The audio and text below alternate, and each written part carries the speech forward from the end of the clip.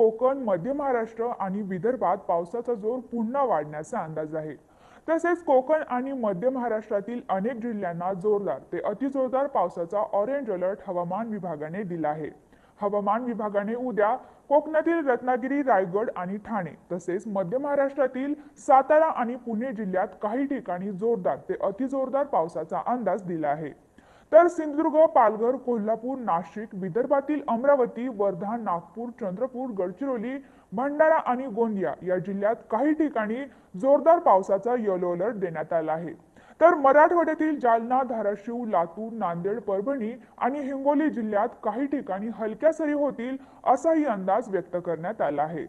तर शनिवारी कोकणातील सिंधुदुर्ग, रत्नागिरी, रायगड, पालघर, ठाणे आणि मुंबई जिल्ह्यात, तर रविवारी आणि सोमवारी सिंधुदुर्ग, रत्नागिरी, रायगड जिल्ह्यात काही ठिकाणी जोरदार ते अतिजोरदार पावसाचा ऑरेंज अलर्ट देण्यात आला आहे. तर मध्य महाराष्ट्रातील पुणे, सातारा आणि कोल्हापूर जिल्ह्यांमध्ये शनिवारी, रविवारी आणि सोमवारी काही ठिकाणी जोरदार ते अतिजोरदार पावसाचा ऑरेंज अलर्ट हवामान विभागाने दिला आहे. शनिवारी संपूर्ण विदर्भातील जिल्ह्यांमध्ये काही ठिकाणी जोरदार पावसाचा अंदाज हवामान विभागाने दिला आहे. तर मराठवाड्यातील छत्रपती संभाजीनगर, जालना, परभणी, हिंगोली आणि नांदेड तसेच जळगाव जिल्ह्यात हलक्या सरी पडतील असाही अंदाज व्यक्त करण्यात आला आहे.